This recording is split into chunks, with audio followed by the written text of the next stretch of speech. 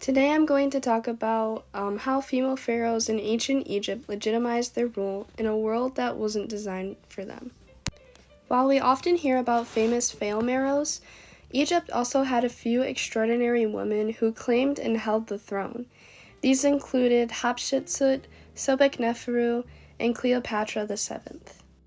My main argument is that these women used religious symbolism, political strategy, and royal imagery to legitimize their rule. Their stories speak to a larger big idea, how power can be adapted and reshaped within rigid systems by those willing to challenge exceptions. To understand how impressive their accomplishments were, we need to understand what it meant to be pharaoh. Pharaohs were seen not just as rulers, but divine figures, living links between the gods and the people. In ancient Egypt, kingship was inherently male.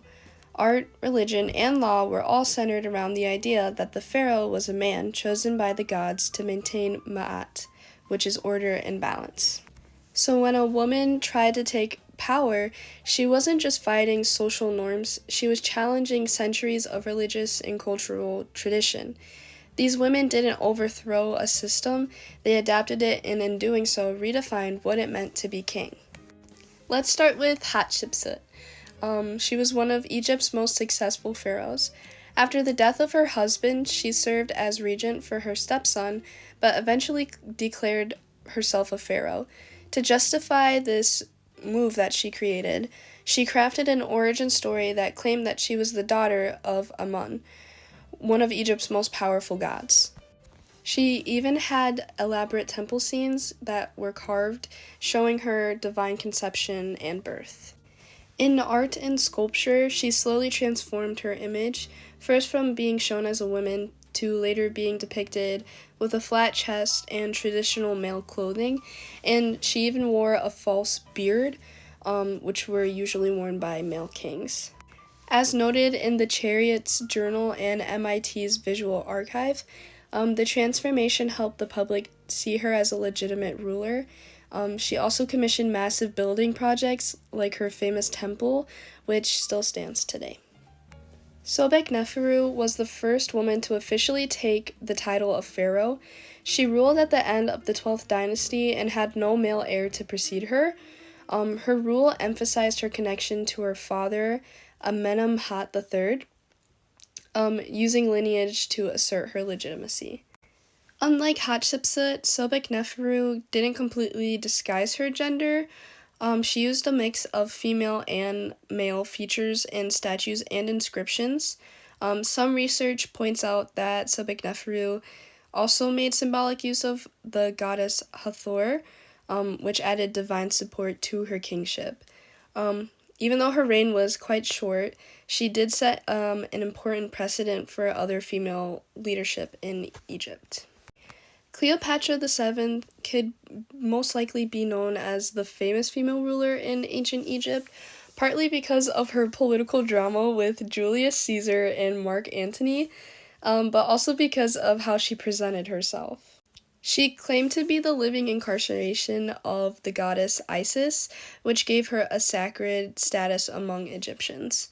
While pharaoh, she had to balance Egyptian and Roman traditions. She spoke several languages and she studied philosophy and science and was deeply involved in statecraft. According to sources like Hamilton College and Cleveland Museum of Art, Cleopatra fused religion, diplomacy, and imagery to make herself appear as both a traditional pharaoh and a powerful modern leader that Roman would associate themselves with. So why does this even matter? These women didn't just rule, they also reshaped power itself in Egypt. They operated within a male-dominated system and found ways to not be seen as exceptions but as rightful pharaohs. Their strategies show us that power is not fixed and it can be flexible and adaptive even when it's under super strict guides. By examining their reigns, we get a better understanding of how gender and authority worked in the ancient world and how it still influences power dynamics today. Working on this project taught me more than just the names and dates of these female pharaohs. I was actually surprised that art and religious myths, like how powerful they were and how close they were tied to political legitimacy. I kind of expected Cleopatra to be like the queen or slash pharaoh that was the most interesting to me, while she was, and like how she worked with Julius Caesar and all these other people and balanced between the two places that she was in. I genuinely think Hatshepsut like impressed me the most, especially how she reinvented herself over time through art and temple inscriptions and statues and all the things like that. What I'll take away from this is that power isn't always about force. It's mostly about perception, story, and the belief of the people. These women didn't rule because they rejected tradition, they ruled because they were able to interpret the tradition and make it fit what they needed it